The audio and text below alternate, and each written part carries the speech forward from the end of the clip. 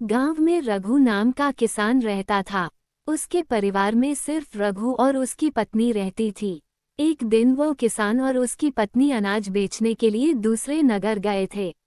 जब वो अनाज बेचकर दूसरे नगर से अपने नगर आ रहे थे, दोनों अनजान शहर में एक सुनसान रास्ते से जा रहे थे। जब वो दूसरे राज्य की सीमा से निकले तो उन्हें रास्ते में कुछ डाकू मिल गए और उन डाकुओं ने उस किसान और उसकी पत्नी के पास जो कुछ भी था वो सब कुछ लूट लिया और इस तरह किसान और उसकी पत्नी को डाकुओं ने भिखारी बना दिया। इसके बाद डाकुओं का गिरोह वहां से चला गया। डाकू तो चले गए, लेकिन किसान और उसकी पत्नी को लूटने के बाद वह दोनों चिंता में पड़ गए और सोचने लगे कि आगे क्या किया जाए। एक तो अनजान शहर और अनजान शहर में दोनों का बुरा हाल था, क्योंकि अनजान शहर में पैसा ही सब कुछ होता है। किसान अपनी पत्नी को लेकर अनजान शहर की तरफ बढ़ने लगा। उसे यह चिंता खाई जा रही थी कि अब मैं क्या करूं और करूं तो करूं कैसे। वह इसी चिंता में चला ही जा रहा था कि नगर के बाहर एक महात्मा की कुटिया दिखाई दी। वो किसान अपनी पत्नी को लेकर कुटिया की तरफ चल दिया। जब वो कुटिया के पास पहुंचा तो उसे वहां पर एक महात्मा मिले जो एक चबूतरे पर बैठे हुए अपने शिष्यों को प्रवचन दे रहे थे। महात्मा को देखकर किसान सोचने लगा, क्यों न इन साधु महाराज को अपनी समस्या बताऊं, शायद यह मेरी समस्या का कुछ समाधान कर दें। ऐसा विचार करके वह किसान उन साधु महात्मा के पास पहुंच गया और उन्हें प्रणाम किया। फिर बहुत ही विनम्र स्वर में उसने अपनी समस्या उन महात्मा को बताई और कहने लगा, महाराज, यदि किसी तरह आप मेरी पत्नी को किसी सेठ के पास गिरवी रखवा कर मुझे कुछ पैसे दिलवा दें तो आपकी बड़ी कृपा होगी। जब साधु ने किसान की बात सुनी तो उस साधु महात्मा को उस किसान पर दया आ गई। साधु ने अपने परिचित सेठ के बारे में बताया और उस किसान को उसके पास भेज दिया। किसान अपनी पत्नी को लेकर उस सेठ के पास पहुंच गया और उस सेठ से हाथ जोड़कर कहने लगा, सेठ जी, मुझे कुछ पैसों की आवश्यकता है। मेरे पास गिरवी रखने के लिए और तो कुछ नहीं है, बस मेरी पत्नी है। आप मेरी पत्नी को गिरवी रखकर मुझे कुछ पैसे दे दीजिए। मैं उन पैसों से कोई व्यापार करके जल्दी ही आपकी रकम ब्याज सहित वापस कर दूंगा और अपनी पत्नी को आपसे छुड़ा लूंगा। तब तक मेरी पत्नी आपके दिए हुए पैसों में आपके पास गिरवी रहेगी। सेठ ने जब उस किसान की बात सुनी तो वह पैसे देने के लिए तैयार हो गया और पैसों के बदले में किसान की पत्नी को अपने पास गिरवी रख लिया। किसान सेठ के पास अपनी पत्नी को गिरवी रखकर और उस सेठ से कर्ज लेकर व्यापार करने के लिए आगे बढ़ गया। किसान ने उन रुपयों से अनाज का व्यापार शुरू कर दिया। वह अब किसान से व्यापारी बन गया। अब सस्ते दामों में किसानों से अनाज को खरीदता था और दूसरे जरूरतमंद किसानों को महंगे दामों में बेच देता था। इस प्रकार रघु ने उन पैसों से बहुत ही कम समय में अच्छा खासा धन अर्जित कर लिया। जब रघु ने खूब पैसा कमा लिया तो 8 महीने बाद फिर रघु उसी नगर में वापस लौट आया जिस नगर में वह अपनी पत्नी को उस सेठ के पास गिरवी रख कर आ गया था। रघु नगर में आकर सीधा उस सेठ के पास पहुंच गया और सेठ के पास पहुंच कहने लगा, सेठ जी, मैं 8 महीने पहले आपके पास अपनी पत्नी को गिरवी रख कर गया था। आप अपना हिसाब करके मुझसे रुपए ले लीजिए और मेरी पत्नी को मुझे वापस लौटा दीजिए। ये सुनकर उस सेठ ने कहा, भाई क्या बताऊं, आज से 3 महीने पहले की बात है। तुम्हारी पत्नी अचानक बीमार पड़ गई और उस बीमारी के कारण तुम्हारी पत्नी की मृत्यु हो गई। मैंने तुम्हारी पत्नी का बहुत इलाज भी करवाया, अच्छे से अच्छे वैद्य को बताया, लेकिन मैं फिर भी तुम्हारी पत्नी को नहीं बचा सका। रघु ने जब उस सेठ के मुंह से यह सुना तो रघु ये सुनकर बड़ा दुखी हुआ। फिर थोड़ा धीरज रखकर उस सेठ से बोला, सेठ जी, जो होना था वह तो हो चुका है। शायद मेरे नसीब में ही ऐसा लिखा हुआ था। वह मेरे साथ रहती तब भी आयु पूरी होने पर उसे मरना ही पड़ता, होनी को कौन टाल सकता है। फिर भी आप अपने पैसे मुझसे ले लीजिए ताकि मुझे इस बात का संतोष हो जाए कि मैंने अपना कर्ज दिया और मैंने आपका कर्ज चुका कर अपनी पत्नी को गिरवी रखने के कलंक से खुद को बचा लिया। रघु की बात सुनकर वह सेठ बोला, नहीं भाई, अब मैं तुझसे वह पैसे कैसे ले सकता हूँ। जब मैं तुम्हारी अमानत ही तुम्हें नहीं लौटा सकता तो अपना कर्ज वापस लेने का मुझे कोई हक नहीं है। रघु ने बार बार सेठ से अपना कर्ज वापस लेने का आग्रह किया, परंतु सेठ नहीं माना। उदास भाव से रघु जब वहां से निकला तो रास्ते में फिर उसी स्थान पर पहुंचा गया जहां पर वह उन साधु महात्मा से पहली बार मिला था। हमेशा की तरह साधु महात्मा अपने चबूतरे पर बैठे हुए अपने शिष्यों को प्रवचन सुना रहे थे। रघु भी मन की शांति के लिए वहीं पर जाकर बैठ गया और महात्मा के प्रवचन सुनने लगा। साधु महात्मा ने जब रघु को देखा तो साधु महात्मा उसे पहचान गए और उसका हालचाल पूछने लगे। रघु ने पूरा घटनाक्रम उन साधु महात्मा को बता दिया। वह साधु एक सिद्ध महात्मा थे। रघु की बात सुनकर उस साधु ने कहा, भाई, उस सेठ ने तेरे साथ धोखा किया है। तेरी पत्नी निश्चित रूप से जीवित है। भाई, तेरी पत्नी को या तो उस सेठ ने अपने घर में छुपा लिया है या फिर उस सेठ ने तेरी पत्नी को अपने किसी परिचित के यहाँ दूर किसी जगह पर भेज दिया है। अब तू ऐसा कर, यहाँ के राजा के पास चला जा और राजा के दरबार में जाकर प्रार्थना करना कि राजा साहब, मेरी पत्नी को सेठ से दिलवा दो, क्योंकि इस नगर का जो राजा है वह बहुत ही बुद्धिमान व्यक्ति है। वह निश्चित ही तेरी पत्नी को उस सेठ पर जोर डालकर तुझे दिलवा देगा। उसके दरबार में ही तुम्हारा फैसला होगा। जब रघु ने उस साधु महात्मा की बातों को सुना तो रघु उस साधु महात्मा की बात मानकर राजा के दरबार में जाने के लिए चल दिया।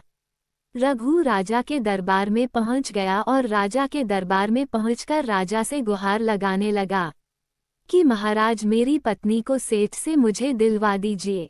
महाराज, मैंने सेठ के कुछ धन उधार लिया था, बदले में अपनी पत्नी को सेठ के पास गिरवी रखकर गया था। जब मैं धन लेकर अपनी पत्नी को उस सेठ के पास लेने गया तो वह कह रहा है कि उसका देहांत हो गया है। वह झूठ बोल रहा है। रघु की प्रार्थना सुनकर राजा ने सेठ को दरबार में बुलाया और उससे कहा, सेठ, क्या ये बात सच है कि यह किसान कुछ रुपयों के बदले में अपनी पत्नी को तुम पास गिरवी रख कर गया था? सेठ ने स्वीकार करते हुए कहा कि हाँ राजन, किसान की यह बात बिल्कुल सच है। राजा ने फिर कहा, तुम इसकी पत्नी को क्यों नहीं लौटा रहे हो? राजा की बात सुनकर वह सेठ बोला, कैसे लौटा सकता हूँ महाराज, मैंने इस किसान को बता तो दिया कि आज से 3 महीने पहले इसकी पत्नी की मृत्यु हो चुकी है। महाराज, अब मैं धर्मराज के पास जाकर तो इसकी पत्नी को वापस नहीं ला सकता। राजा ने पूछा, कोई गवाह तुम्हारे पास जो इस बात की पुष्टि कर दे कि इसकी पत्नी की मृत्यु हो चुकी है?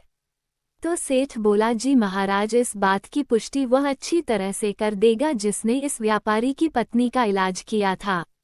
वह 4 व्यक्ति भी इस बात की गवाही दे देंगे जो इसकी पत्नी को शमशान में जलाकर आए थे। उस सेठ ने यह बात इतने आत्मविश्वास के साथ कही कि राजा को भी उस पर भरोसा हो गया। तब राजा ने रघु से कहा, भाई, अगर तुम्हारी पत्नी जीवित होती तो हम तुम्हें अवश्य दिलवा देते। अब तो हमारी भी मजबूरी है। इस प्रकार राजा ने रघु को समझा बुझाकर वापस भेज दिया। रघु फिर से साधु महात्मा के पास पहुंच गया और जो कुछ दरबार में राजा और सेठ ने कहा वह सारी बातें साधु महात्मा को बता दी। ये सब सुनकर उस ज्ञानी महात्मा ने कहा, मैंने राजा को इतना विवेकहीन नहीं समझा था। मुझे दुख है कि उसने तुम्हारे साथ कोई न्याय नहीं किया। उस राजा ने सेठ की बातों पर तो यकीन कर लिया और तुम्हें समझा बुझाकर मेरे पास वापस भेज दिया। अब तुम मेरी एक बात सुनो, तुम एक बार फिर से राजा के पास जाओ और उसे कहना कि सिर्फ 3 घंटे के लिए वह अपनी राजगद्दी पर मुझे बैठने का अधिकार दे दें। तब मैं राजा को बताऊंगा कि न्याय कैसे किया जाता है और न्याय किसे कहते हैं। रघु एक बार फिर से राजा के दरबार में पहुंचा और जैसा उस साधु महात्मा ने कहा था उसने राजा से कह दिया। राजा ने रघु की यह बात सुनी तो ये सुनकर राजा ने कहा, मुझे 3 घंटे के लिए राजगद्दी छोड़ने में कोई ऐतराज नहीं है। यदि ऐसा करने से तुम्हें न्याय मिल जाएगा तो मैं 3 घंटे के लिए उस साधु महात्मा के लिए अपनी राजगद्दी छोड़ दूंगा। तुम उन महात्मा को राज दरबार में ले आओ। रघु ने जब राजा के यह वचन सुने तो रघु साधु महात्मा के पास गया। और उन साधु महात्मा को राज दरबार में ले आया। जब साधु महात्मा राज दरबार में पहुंच गए तो राजा ने अपनी राजगद्दी उन साधु महात्मा को सौंप दी। फिर राजगद्दी पर विराजमान होते ही साधु महात्मा के सामने उस सेठ को दरबार में प्रस्तुत किया और उससे कहा, सेठ जी, आपने कहा कि इस किसान की पत्नी आपके पास रहते हुए 3 महीने पहले ही स्वर्ग से धार गई और आपका कहना है कि आपके पास इसकी पत्नी के मरने के गवाह भी मौजूद हैं। क्या मैं उन गवाहों से मिल सकता हूँ? फिर राजा बने साधु महात्मा के आदेश पर सेठ के पेश किए गए। सबसे पहले साधु ने उस वैद्य को बुलाया जिसने रघु की पत्नी का इलाज किया था। साधु ने वैद्य से पूछा, क्यों भाई, आपने ही हरीश की पत्नी का इलाज किया था? वैद्य बोला, जी हुजूर, मैंने ही रघु की पत्नी का इलाज किया था। वैद्य की बात सुनकर वह साधु बोला, अच्छा वैद्य जी, मुझे ये बताओ कि तुम रघु की पत्नी का इलाज करने के लिए सेठ के घर जाते थे या फिर रघु की पत्नी इलाज करवाने के लिए तुम्हारे पास आती थी? राजा बने साधु महात्मा की बात सुनकर वह वैद्य राजा से बोला, महाराज, सेठ जी मेरे औषधालय पर स्वयं आकर दवा ले जाते थे। साधु बोला, यानी तुम विश्वास के साथ यह नहीं कह सकते कि वह दवा सेठ रघु की पत्नी के लिए ही ले जाता था या फिर किसी और के लिए? साधु की बात सुनकर वह वैद्य बोला, हाँ महाराज, ये बात मैं यकीन के साथ तो नहीं कह सकता कि सेठ किसके लिए दवाई ले जाते थे, लेकिन सेठ जी मुझसे दवाई जरूर ले जाया करते थे। वैद्य की बात सुनकर वह साधु बोला, इसका मतलब तो यही हुआ कि तुम मरीज को बिना देखे ही दवाएं देते हो। ये तो बहुत ही गंभीर है। तुम दवा के स्थान पर किसी को जहर भी तो दे सकते हो, और हो सकता है तुम्हारे द्वारा दिए हुए जहर से ही रघु की पत्नी की मृत्यु हुई हो। उस साधु की यह बातें सुनकर वैद्य का चेहरा डर के मारे पीला पड़ने लगा और वह भयभीत स्वर में बोला, नहीं हुजूर, ऐसा हरगिज नहीं हो सकता। मैं अपने किसी मरीज को दवा के बदले भला जहर क्यों दूंगा, और इस तरह से मेरी सारी मान प्रतिष्ठा भी धूल में मिल जाएगी। वैद्य की बात सुनकर वह साधु महात्मा बोले, अब तो तुम ऐसा ही कहोगे। मैं तुम्हें अपने कर्तव्य के प्रति लापरवाही करने के और एक मरीज के जीवन से खिलवाड़ करने के अपराध में 50 कोड़े लगाने का आदेश देने जा रहा हूँ। इसके साथ ही तुम्हारा मुंह काला करके सारे नगर में तुम्हें घुमाया भी जाएगा। अब तुम सोच लो, वैद्य सच बोलोगे या फिर मैं सैनिकों को तुम्हें गिरफ्तार करने का आदेश दूं? ये सुनकर वैद्य का शरीर कांपने लगा और वह उस साधु के कदमों में जा गिरा और बोला, हुजूर, मुझे माफ कर दीजिए। मैं स्वीकार करता हूँ कि मैंने सेठ के किसी मरीज का कोई भी इलाज नहीं किया। सेठ ने तो मुझे पैसे दिए थे और कहा था कि यदि गवाही की आवश्यकता पड़े तो ऐसा कहकर उसके पक्ष में गवाही दे दूं। बस मेरा इतना ही अपराध है कि मैंने लालच में आकर इस सेठ का प्रस्ताव स्वीकार कर लिया। राजा बने साधु महात्मा ने कहा, वैद्य जी, कुछ भी हो, आपने अपराध तो किया है, इसलिए मैं तुम्हें झूठी गवाही के इल्जाम में 100 कोड़े लगाने का आदेश देता हूँ।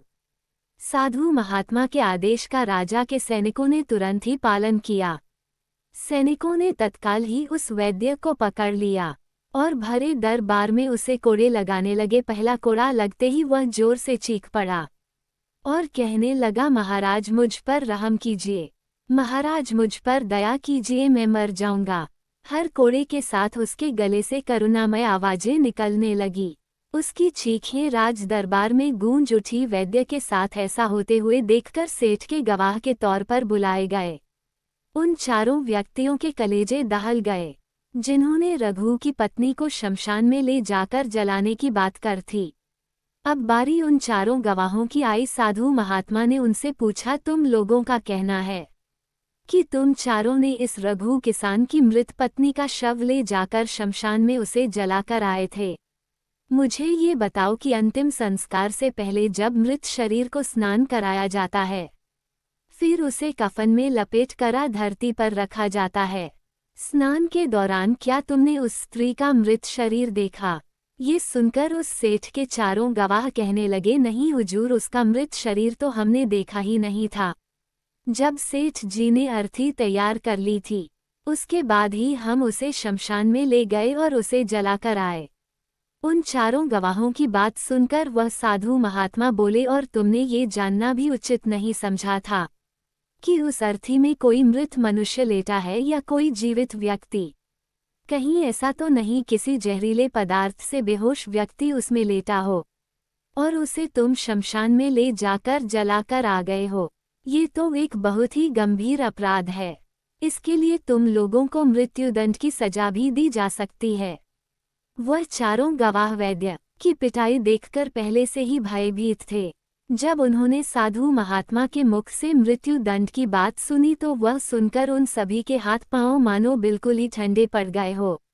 साधु ने विनय भाव से सेठ की तरफ देखा। जैसे ही उस साधु महात्मा ने सेठ की तरफ देखा तो सेठ का चेहरा ऐसे काला पड़ गया। साधु ने सेठ से कहा, सेठ जी, तुम्हारे 5 गवाहों की तो पहले ही हवा निकल गई। अब तुम बताओ कि किसी की इच्छा के विपरीत किसी की पत्नी को जबरदस्ती घर में रखना और अमानत में खयानात के अपराध में तुम कौन सी सजा पाना पसंद करोगे? साधु महात्मा की बात सुनकर सेठ का चेहरा एकदम से सफेद पड़ गया। उसके मुंह से कोई बोल नहीं निकल सका। राजा बने साधु ने कहा, सेठ, इससे पहले कि मैं तुम्हें 10 साल का कठोर कारावास की सजा दे दूं, अभी भी समय है कि तुम इस रघु किसान की पत्नी को दरबार में हाजिर कर दो। सजा के डर से सेठ ने तुरंत अपने सेवकों को अपने घर भेजा और सेवकों को घर भेजकर रघु की पत्नी को दरबार में प्रस्तुत कर दिया। साधु ने सेठ से लेकर रघु को उसकी पत्नी सौंप दी और सेठ को झूठी गवाही के अपराध में 5 महीने की कैद की सजा सुना दी। उन चारों गवाहों को भी कड़ी से कड़ी सजा दी गई, जिन्होंने रघु की पत्नी का शव शमशान में ले जाने की झूठी गवाही दी थी। ये देखकर राजा आश्चर्यचकित रह गया और साधु के सामने हाथ जोड़कर बोला, महात्मा, आप धन्य हैं। आपने मुझे सिखा दिया कि न्याय कैसे किया जाता है। राजा की बात सुनकर वह साधु महात्मा बोला, राजन, मेरी 3 बातें सदैव याद रखना कि कभी भी इन 3 स्थानों पर अपनी पत्नी को अकेला नहीं छोड़ना चाहिए। अब हम आपको बताते हैं जिन स्थानों पर यदि कोई अपनी पत्नी को अकेला छोड़ता है तो उसे बहुत ही पश्चाताप करना पड़ता है। पहला स्थान है, अगर आपकी पत्नी को कोई बीमारी घेर ले और वह बीमार पड़ जाए तो ऐसी स्थिति में कभी भी उसको बीमारी में अकेला छोड़कर नहीं जाना चाहिए, क्योंकि जब कोई मनुष्य किसी स्त्री से विवाह करता है तो विवाह के समय वचन देता है कि मैं तेरे सुख दुख में और आजीवन तुम्हारे साथ रहूंगा। इसलिए बीमारी की हालत में उसके साथ सदैव बने रहिए और उसकी देखभाल करिए। जिस तरीके से पत्नी अपने पति की सेवा करती है, उसी तरह से पति का भी कर्तव्य बनता है कि अपनी पत्नी की सेवा में हमेशा तत्पर रहे।